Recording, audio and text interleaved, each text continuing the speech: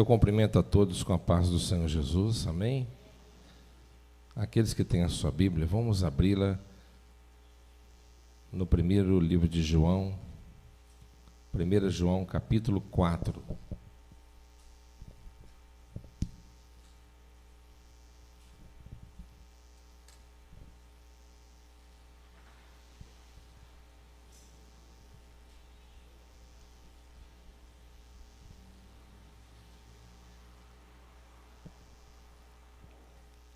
Primeira João, capítulo 4, a partir do versículo 1.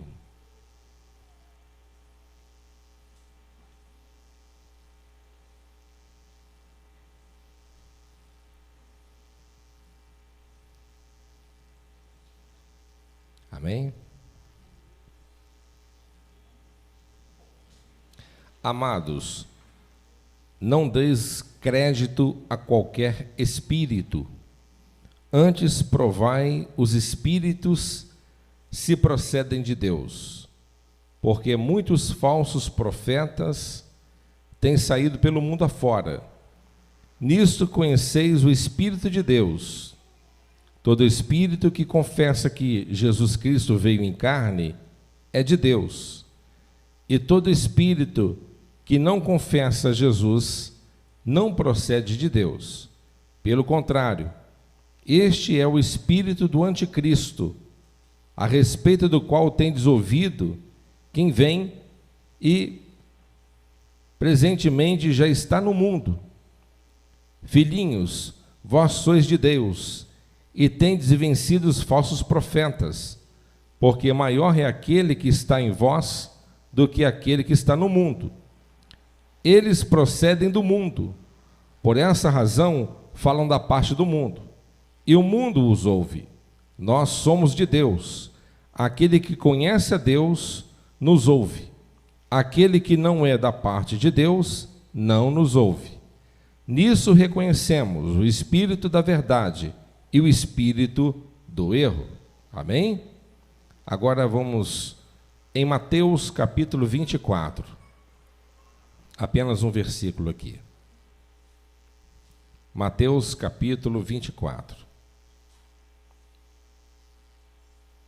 Versículo 11.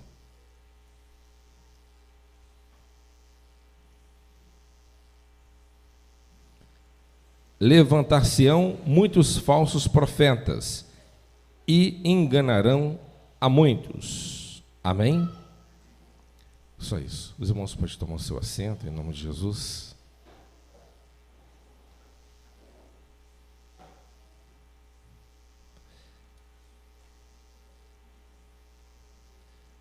Meus amados irmãos, nesta manhã, o Senhor tem colocado no meu coração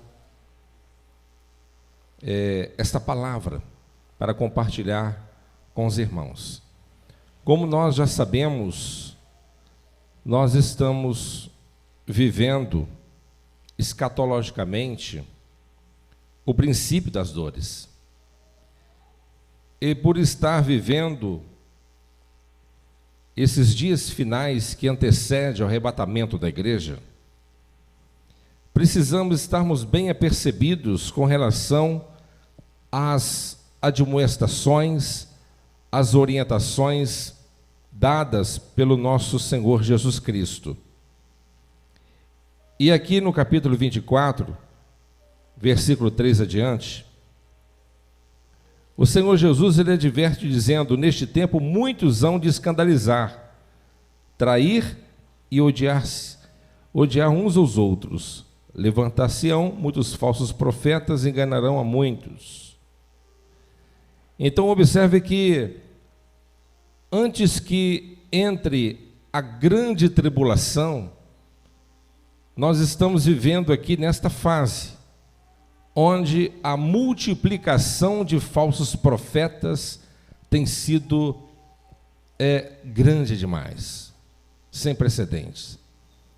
Se João, ele já advertiu isso, lá no final do primeiro século, imagine hoje, porque naquela época eles lutavam contra o gnosticismo, contra muitas seitas que estavam se levantando naqueles dias, negando Cristo, o ressuscitado. E nós, meus amados irmãos, nesses últimos tempos, a palavra de Deus ela tem sido deturpada, ela tem sido mercadejada, ela tem sido comercializada em muitos púlpitos por toda a nossa nação, por todo o nosso vasto território brasileiro. E aqui nós devemos estarmos atentos com uma coisa muito importante.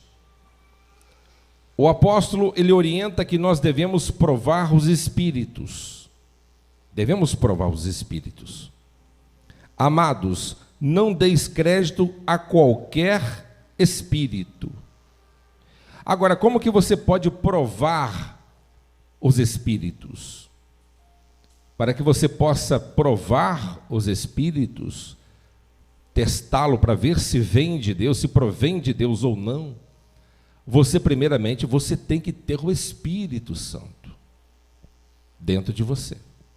E além de você ter o Espírito Santo dentro de você, você tem que estar cheio do Espírito Santo e do fogo de Deus. Porque quando você desce as águas batismais, a água, o batismo do arrependimento, o Espírito Santo entra dentro de você. E glória a Deus por isso. Mas o Senhor Jesus, ele disse que, além dessa etapa importantíssima, indispensável, é necessário que nós sejamos cheios do Espírito Santo e batizados no fogo do Espírito Santo. Porque as ovelhas de Cristo são cheias do Espírito Santo. As ovelhas de Cristo são nascidas de novo. As ovelhas de Cristo reconhecem a voz do seu pastor. As ovelhas de Cristo, é impossível enganá-las. Quem me compreende? E, no entanto, há muitas ovelhas de Cristo nesses últimos tempos, e eu acredito que no momento aprazado, Deus removerá essas ovelhas que estão sendo enganadas desses falsos apriscos e levarão e conduzirão para a verdade, para a luz, para que realmente venham conhecer quem é aquele que realmente o chamou. Portanto, meus amados, o Senhor Jesus, Ele é claro em afirmar na sua palavra: quem é de Deus, ouve as palavras de Deus. Por isso, não me dais ouvidos, porque não sois de Deus. Então, Jesus estava falando lá com relação àqueles que ouviam a palavra, mas não davam ouvidos à sua verdade. Mas Jesus, ele disse: em verdade vos digo. Por que Jesus sempre dizia assim? Em verdade vos digo. Para poder enfatizar. Em outras palavras, eu vou falar uma coisa muito importante e eu quero que vocês prestem atenção. Então Jesus disse assim, ó: em verdade vos digo, se alguém guardar a minha palavra, não verá morte eternamente. Entretanto, vós não tendes conhecido Jesus disse, mas eu conheço e guardo a sua palavra. Então aqui, meus amados irmãos, o Senhor Jesus, Ele orienta aos seus seguidores, aos seus filhos, a ouvirem a sua palavra, porque aqueles que dão ouvido à sua palavra, conhecendo a sua palavra, não são enganados pelos falsos mestres, pelos falsos pregadores, pelas falsas igrejas que estão por toda parte, por todo lugar.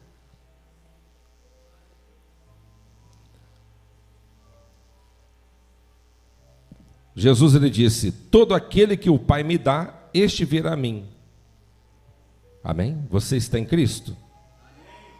Todo aquele que o Pai me dá, quer dizer, nós somos presente dele, esse virá a mim, e o que vem a mim, de modo nenhum, lançarei fora. Amém?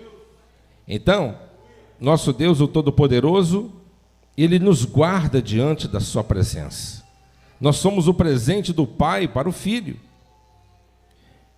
E o nosso Deus Todo-Poderoso, Ele diz que nós precisamos desse revestimento do alto para que nós possamos termos discernimento. Agora, provar os Espíritos, você precisa de um dom do Espírito Santo, que é chamado discernimento de Espíritos. Amém? Então você tem que ter o Espírito Santo, você tem que ter o Espírito Santo e ser cheio do Espírito Santo, transbordando do Espírito Santo. E quando você transborda do Espírito Santo, você começa a buscar os dons do Espírito Santo. E Deus distribui os seus dons de acordo com a necessidade e com o chamado que Ele tem. O Espírito Santo não trabalha de uma forma só que você possa determinar, ele trabalha de multiformes. A um ele dá o dom de língua, o outro ele dá a interpretação, o outro também dá as duas. O outro profetiza, o outro prega, o outro tem a palavra do conhecimento, outro Deus ele usa em revelação, outro em profecia, outro em cura e maravilhas, outro discerne espíritos. Uma vez eu estava num culto, isso já aconteceu várias vezes. Estávamos num dia de busca do Espírito, e eu vi uma irmã, e ela falava em línguas. E aquela irmã falava em línguas, e aquela língua me parecia familiar, mas o Espírito Santo me testificou.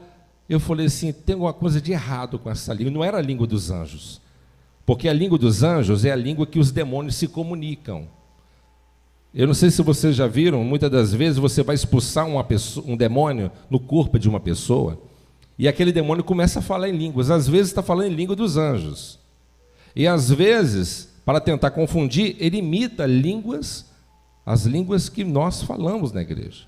O diabo é imitador, ele copia.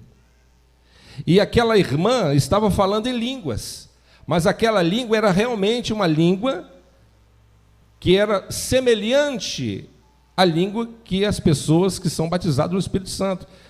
Mas ela falava, aquele demônio imitava aquela língua. Imitava. É como muitos espíritos, em muitos lugares, se manifestam num corpos de pessoas, dizendo que eram aquele fulano que morreu. Imitam a voz, sabem dos acontecimentos passados, são imitadores. E naquele momento, o Espírito Santo me falou, olha, isso não provém de mim. Na hora que eu coloquei a mão na cabeça dela e repreendi aquele espírito, na mesma hora aquele demônio parou de falar em línguas e se manifestou naquele momento, rosnando igual um porco, e colocou as suas garras para trás, e ali aquele demônio saiu dela, aquele espírito do engano saiu dela. Agora eu pergunto a vocês, imagine se uma pessoa dessa está dentro de uma igreja, onde um líder, um pastor, não é batizado no Espírito Santo, não tem o discernimento do Espírito Santo, se nessa igreja não se fala sobre o Espírito Santo, se não fala do poder do Espírito Santo, uma pessoa começa a falar em línguas daquele jeito, engana todo mundo.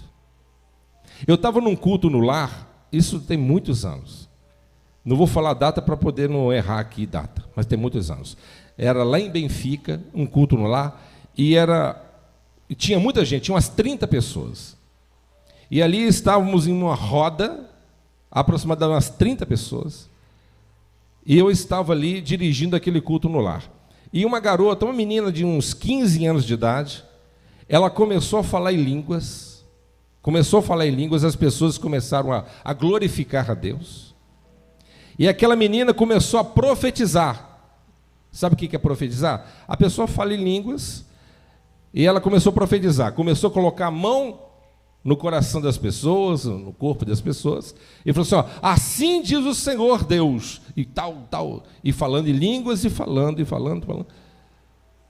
E as pessoas chorando, outros se emocionando, todo mundo ali naquele espírito, né?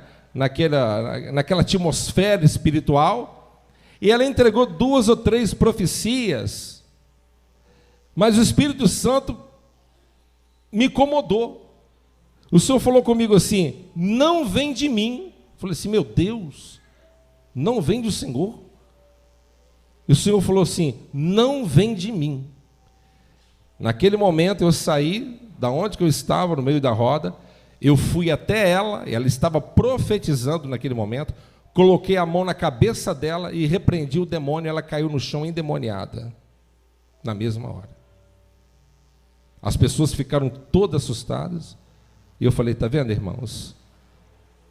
É o demônio profetizando para vocês. É o diabo no corpo dessa garota. Eu estava falando, ela estava incorporada ainda, amarrada de joelho no chão, em reverência. Eu coloquei de joelho no chão, em reverência ao Todo-Poderoso. Ela está profetizando e vocês estão chorando, achando que é o Espírito Santo que está falando, mas não é o Espírito Santo, é o demônio falando na vida dela. Aí eu expulsei aquele demônio, a menina nem sabia onde que estava. Então nós precisamos de entender que isso é de suma importância para a nossa vida, porque estamos vivendo o princípio das dores. E não vamos estudar isso, porque estamos pregando os evangelhos inteiros, só domingo à noite, cronologicamente. E todo o esboço da mensagem, os irmãos que pedem e frequentam, eu mando para vocês. Todo domingo. Hoje eu vou pregar novamente. Vamos pregar o evangelho inteiro. Amém? Os 4 evangelhos. Inteiro. Cronologicamente, de acordo com o que aconteceu os fatos. E vamos passar por essa passagem mais sistematicamente, claro. Mas, voltando ao que eu disse, nós estamos vivendo no momento do princípio das dores, e os falsos profetas estão por toda parte e no seu celular. E uma classe de falsos profetas hoje em dia, que tem enganado a milhares e milhões, principalmente os desigrejados, e o foco deles é eles. Né? Não descarta os demais, mas o foco é dos desigrejados. É os pastores, outros não gostam de ser chamados de pastores, né? Mentores, coaches, pastores coaches. Alguns não gostam de ser chamados de pastores, a maioria não gosta, porque isso também não é bom para eles, né? Não é bom economicamente para eles, não é bom, mas eles são chamados de mentores financeiros, pregadores coaches. Eles usam a Bíblia Sagrada, usam a Bíblia, para poder vender os seus cursos, e são milhares de cursos, de 3 a 5 mil reais, e esnobam a sua vida, né? Vivem uma vida babesca, mostrando Ferraris. Eu estava vendo um deles, para mim, estudando sobre esse assunto, um dos mais famosos aqui no Brasil, ele disse que na garagem dele, eu cheguei na minha garagem, tinha 8 milhões de reais só de carro importado. Eles chegam nos seus estádios para trazer as suas palavras motivacionais, trazer suas palestras motivacionais, venderem os seus cursos, utilizando a Bíblia, chaves bíblicas, né, para poder levar as pessoas a quererem prosperar, e vendem milhões e milhões de cursos. Estão ficando milionários. Eles não escondem, não. Eu estou milionário, riquíssimo.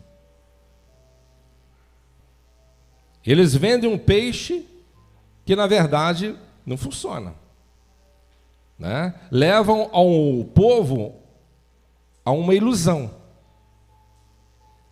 Funciona para eles, porque eles vendem palestras, vendem cursos e vão se enriquecendo. E o povo vai entrando por esse caminho. E é uma teologia semelhante à teologia da prosperidade, que já começou no nosso Brasil há muito tempo, né? Não vou falar aqui em nome de igreja, o intuito não é poder querer denegrir, né? Mas você sabe muito bem a teologia da prosperidade. Agora, a Bíblia tem ferramentas aqui que você pode se apropriar dela para poder prosperar financeiramente? Tem, mas o foco não é esse. Amém? Não é esse. Mas eles levam ao povo entenderem, e esse que eu assisti, ele disse que toda a igreja tem que ser desconstruída. A igreja atual falhou, 2000 anos perdidos, e nós vamos revolucionar o mundo a partir de agora. Então eles disseram que toda a igreja está perdendo tempo, perderam tempo, são todos religiosos, que na verdade estão somente pregando o reino aqui na terra, né? Pregando apenas religião para o povo. Portanto, aqui, meus amados, nós precisamos de entender o que o Senhor Jesus ele diz, que nos últimos dias muitos falsos profetas se manifestarão em nossos dias aí. Muitos. Levantar-se-ão muitos falsos profetas e enganarão a muitos. Amém? A muitos. O dinheiro, você lê lá em Timóteo, é a raiz de todo o mal, né? Jesus ele disse: o reino de Deus não é constituído nem de comida nem de bebida, mas de gozo e paz no Espírito Santo. Me mostra um apóstolo que vivia uma vida rica, cheio de grana no bolso. Me mostra. Me mostra a vida de um puritano que ganhou dinheiro e se enriqueceu através do Evangelho. Me mostra. Me mostra a vida de Martim Lutero, um alemão, que demorou 13 anos para poder traduzir a Bíblia para o alemão, nas línguas originais. Me mostra se ele se apropriou de uma forma indevida, enriquecendo a si mesmo. Me mostra a vida de João Calvino, genebrino, reverenciado até hoje, o maior apologeta de todos os tempos. Me mostra a vida deste homem, a história deste homem, usufruindo e aproveitando e arrancando, não é a pele e a gordura, não, chupando os ossos. É isso que eles estão fazendo nos nossos dias atuais. Eles não estão atrás do seu dízimo, não, porque isso é pouco. Tem igreja aqui no Brasil, você sabe disso, os curandeiros. Não sou contra a cura, sou a favor da cura. Mas eles pedem um trízimo. Você sabe disso. Vocês estão por dentro. Pede um trízimo. E há igrejas que isso é pouco, eles querem o seu tudo. Querem que você vende seu carro, sua casa, e entregue tudo no altar deles. Enquanto eles vão construindo os seus impérios e vivendo uma vida babesca. O apóstolo Paulo, a Bíblia diz que quando a igreja de Corinto não teve, a consideração que deveria ter com ele, como fundador da igreja de Corinto, como apóstolo, etc., a igreja não teve, ajudando ele financeiramente, ele foi construir tendas, trabalhou. Não é errado o pastor ter o seu sustento. A Bíblia diz que é digno o trabalhador do seu salário. Você não pode atar a boca do boi que debulha, né? Não é indigno isso, mas é indigno a pessoa viver uma vida desonesta. Isso é indigno. Amém? Uma vida além daquilo que os padrões éticos mandam. Quem me compreende?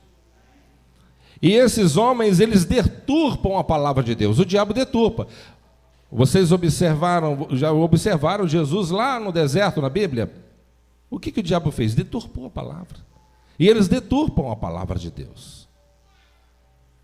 deturpam a palavra de Deus, mas assim como o apóstolo Pedro disse, pela muita cultura do apóstolo Paulo, há pontos difíceis de se entender, as quais os indoutos e inconstantes distorcem o evangelho para a sua própria perdição.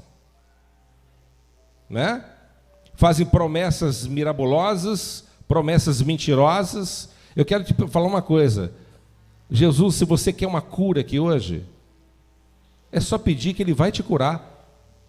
E você não precisa dar o seu carro, você não precisa dar a sua casa, você não precisa dar o seu salário, não precisa fazer nada disso.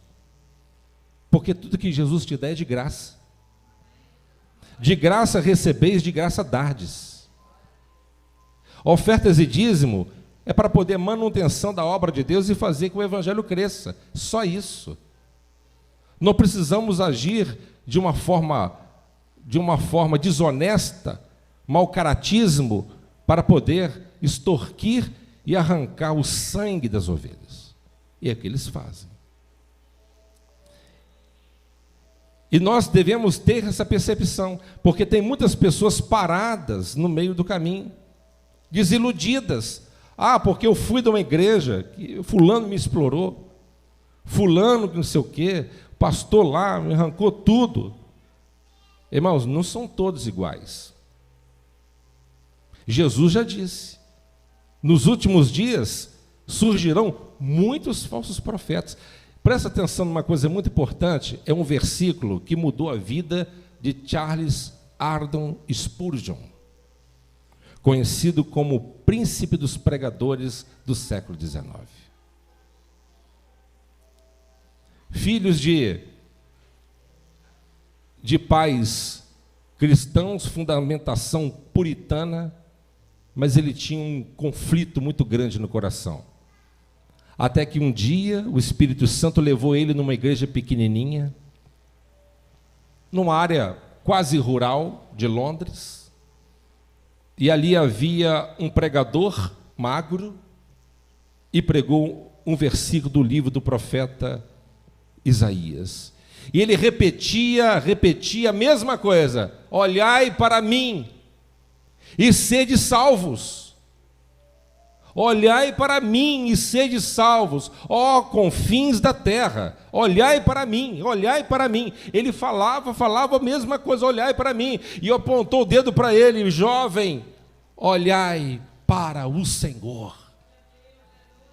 Naquele dia, Spurgeon, com 16 anos de idade, ele saltou daquela cadeira. E ele começou a chorar e falou assim: Deus se revelou a mim hoje.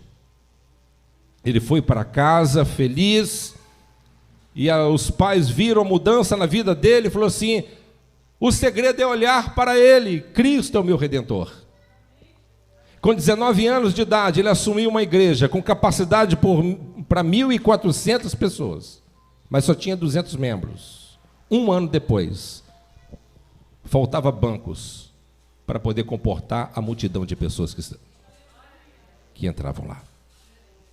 Em poucos anos depois, ele pregou no Palácio de Cristal com mais de 23 mil pessoas. E se tornou o maior pregador, o príncipe dos pregadores. E nunca ninguém ouviu falar tanto de um pregador como Charles Spurgeon. Eu digo para os irmãos, eu posso decepcionar você. Muitos que estão aí fora já estão decepcionando você. O seu irmão pode decepcionar você. O seu pai, a sua mãe pode decepcionar você. O seu filho pode decepcionar você. Mas Jesus nunca decepcionará você. Não, nunca. Quem te salvou não foi a igreja do Evangelho Pleno, por mais abençoada que seja. Quem salvou você não foi o pastor David Poechu. Quem salvou você não foi a Assembleia de Deus. Quem salvou você não foi a igreja presbiteriana, não foi a igreja batista, não foi a igreja dos nazarenos, não. Quem salvou você foi Jesus. Quem salvou você foi Jesus. Jesus olhou para você e te amou, meu amado. Ele te ama. E às vezes você olha para você mesmo e fala assim: eu não tenho entusiasmo, pastor, de seguir a Cristo, porque eu sou uma pessoa muito pecaminosa. Meu querido, você é por isso que Jesus morreu por você. Foi por isso. Porque você é pecaminoso, porque você não pode, mas Ele pode. Você não é santo, mas através dele, Ele te santificou. Você não pode ser livrado dessas condenações e pecados, mas Ele venceu lá no patíbulo do Calvário e bradou: está consumado. Está consumado, você está livre. Não nenhuma condenação há para aqueles que estão em Cristo Jesus, que não vive segundo a carne, mas segundo o Espírito. Jesus te ama, mesmo com todas as suas falhas, com todos os seus erros. Se Deus, olha só, gente, Apocalipse 13:8, a Bíblia diz que a morte de Jesus estava predita antes que o mundo viesse a ser criado. Antes que essa terra, vai estudar arqueologia, astronomia, vai estudar um pouquinho ciência, para você ver, não precisa estudar muito não. Vê lá, os estudiosos, quanto tempo a Terra existe. Eles vão te falar para você mais ou menos quantos bilhões de anos. Você já existe no coração de Deus bilhões de anos antes da Terra. É isso que eu quero dizer para você. Entenderam ou não?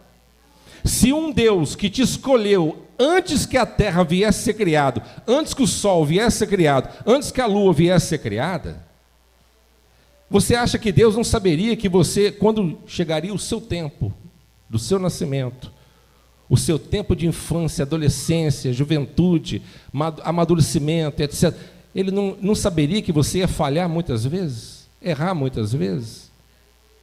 Tudo isso não serve para nós pecarmos, não. Mas eu quero que vocês entendam que o amor dele é muito maior do que qualquer coisa que você possa imaginar. Ele te ama fervorosamente. Mas, pastor, eu não tenho coragem de falar, mas eu não creio tanto nele. Você pode não crer tanto nele, mas ele crê em você. Ele acredita em você. Você pode ter desistido de Deus, de Jesus, há muitas vezes na sua vida, mas Ele nunca desistiu e nem vai desistir de você. Sabe por quê? Porque você é presente do pai para o filho. Então o filho falou assim: ó, pai, obrigado, o senhor me deu a Edna de presente, eu vou guardar ela, eu vou proteger ela e ninguém toma de mim. Pai, o Jansen, o senhor me deu ele de presente, eu vou guardar ele, não tem inferno, não tem demônio, não tem calúnia, não tem diabo, não tem homem que vai me tomar, porque é meu e eu vou guardá-los. Todos esses presentes que eu recebi, eu vou guardá-los. E aí Deus, ele olha e fala assim: e ainda vou fazer algo melhor ainda. A terceira pessoa, o Espírito Santo. Sim. Eu quero que você esteja lá embaixo. No templo de Jerusalém? Não. Pairando sobre as águas? Não. Eu quero que você esteja no coração de cada filho meu. Eu quero que você esteja no coração de cada filho, cada filha minha. Porque quando eles invocarem a mim, é como uma rede de comunicação perfeita. Eu estarei ouvindo simultaneamente os milhões e milhões de filhos que estarão me adorando por todo esse vasto planeta. E nós devemos buscar a presença do Espírito Santo. Essa mensagem de hoje é só para você estar alerta, para você se encorajar, porque dá tristeza. Quando você vê na internet, você vê nos programas quantas bobagens sendo pregadas, quantos ensinamentos falsos sendo, e quantas pessoas acreditam nessas coisas. Mas eu quero dizer para você que Deus, ele chamou você como instrumento dele. Eu vou falar sobre a parábola no momento certo, sobre a hora undécima. Se há quase 2000 anos atrás o relógio de Deus estava cravado na hora 1/10, eu acredito que hoje falta talvez minutos para poder terminar tudo. E nesses últimos minutos, eu quero dizer para você que Deus, Ele quer usar você. Ele quer derramar o Espírito Santo sobre a tua vida. Ele quer que você seja cheio do poder da glória de Deus. Ele quer que você seja cheio do poder, transbordando do poder do Espírito Santo. E quando você estiver transbordando do poder do Espírito Santo, as pessoas começarão a se deleitar daquilo que você tem compartilhado diante do trono da glória de Deus. As pessoas vão atrás de você, as pessoas vão olhar para você. Você vai falar uma palavra apenas vai fazer toda a diferença. A mudança será feita. Como aquele pregador naquela noite fria, Spurgeon estava lá e de repente aquele pregador, como um caniço agitado pelo vento, falando: olhai para mim, diz o Senhor, olhai para mim. Olhe para Jesus, meu amado. Quando você sofreu alguma luta, alguma coisa que vem entristecer o teu coração, a terceira camada, quando a Arca da Aliança, presta atenção, quando a Arca da Aliança era transportada de um lugar para o outro, até que o templo de Salomão viesse a ser construído, a Arca da Aliança vivia sempre em movimento, quem me entende? De um acampamento para o outro. Então, como que a Arca da Aliança ela era transportada? Ela tinha que ser transportada nas costas dos levitas, da tribo de Levi. A Arca da Aliança tinha 2 varais, 2 cabos de madeira revestido de ouro. A madeira de acácia representa Jesus. O revestimento de ouro representa a realeza de Jesus. A Arca da Aliança, ela é a representação de Jesus. Jesus homem e ao mesmo tempo Deus. A madeira de acácia sem o revestimento representa Jesus homem, humano. A madeira de acácia revestida com ouro representa Jesus realeza, Rei dos reis, Senhor dos senhores. A Arca da Aliança, quando era transportada, ela tinha que ser transportada aqui, nos ombros dos levitas. Somente a tribo de Levi tinham a autorização para transportá-la. Então havia 3 mantos que eram colocados em cima da arca. 3 mantos, de 3 cores específicas. Nós vamos falar em outra ocasião sobre isso. Mas a primeira camada, depois da primeira camada, a segunda camada, a terceira camada era um manto azul. Um manto azul, que representa o céu. Manto azul. Um manto totalmente azul, que cobria a Arca da Aliança para poder transportá-la. O que eu quero dizer para você? Aquele manto azul, ele representa Deus no céu. Amém? Quando alguém olhava para aquela arca com aquela última camada azul, você poderia olhar para o céu e sabendo que Deus estava olhando para você. Qualquer dificuldade, você hoje é a arca de Deus. Você hoje é a arca de Deus onde mora o Espírito Santo. Qualquer dificuldade que você enfrentar, qualquer desilusão que você passar, olhe para o céu azul e você vai saber que um dia, nesse mesmo céu, Deus descerá de lá em toda glória e poder.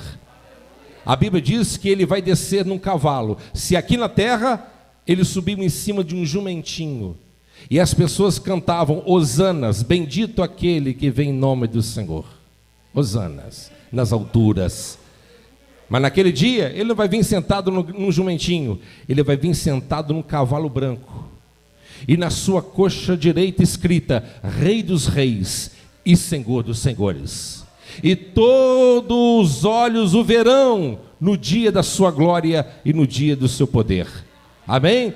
E assim, toda vez que você olhar para o céu, olha, eu estou vivendo um momento difícil, mas eu olho para o céu e eu digo: Maranata, hora vem, Senhor Jesus. Eu sei que um dia Jesus vai vir me buscar. Eu sei que um dia o meu noivo vai vir me resgatar. Ele vai vir com a espada na mão, na sua boca, e ferirá todos os nossos inimigos, e o nome dele será glorificado. Amém? Então, meus amados irmãos, João, ele disse que nós devemos provar os espíritos. É importante que nós iniciemos este ano com um grande propósito. Eu sei que cada um de vocês tem sonhos, e cada um de nós temos que ter sonhos, porque quem não sonha também não projeta, não evolui. Mas o maior propósito, acima de todas as coisas, é que nós possamos, neste ano de 2022, ter um foco principal. Que a sua oração possa ser a mesma: Senhor, eu quero ser cheio do teu Espírito Santo. Eu quero ser cheio do Espírito Santo. Você pode não conhecer toda a Bíblia. Você pode não ter lido a Bíblia toda ainda.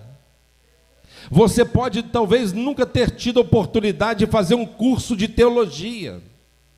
Você pode talvez não conhecer hermenêutica, teologia sistemática, bibliologia e qualquer outro tipo de matéria teológica. Você pode talvez não ter tido oportunidade de estudar no grego, a Bíblia no hebraico. Mas eu quero te dizer uma coisa: se você tiver o Espírito Santo dentro de você, se um pregador estiver pregando, e aquilo que ele está falando, se não estiver em consonância com aquilo que o Espírito da palavra está dizendo, o Senhor vai falar com você: meu filho, não come isso não, que isso vai te fazer mal. Porque isso não está comigo. Porque o Espírito Santo vai falar para você, ele vai mostrar para você. Lembra da época da seca, na época da fome, onde que os filhos dos profetas não tinham o que comer.